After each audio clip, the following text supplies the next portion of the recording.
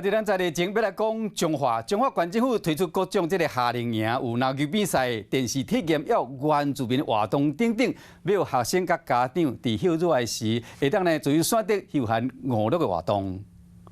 连中国小囡仔伫咧台顶跳舞，为休乐翻转夏令营起考。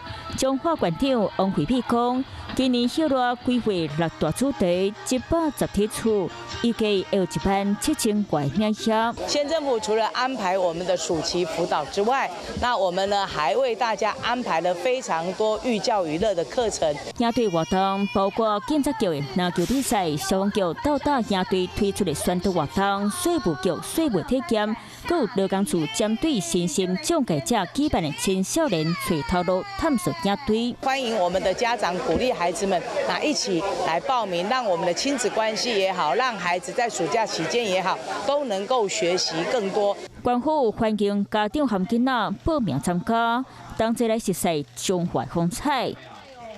Hello， 我是林明瑞。想要抢先掌握最及时的新闻资讯吗？赶快订阅、按赞、开启小铃铛，锁定我们华视新闻的 YouTube 频道。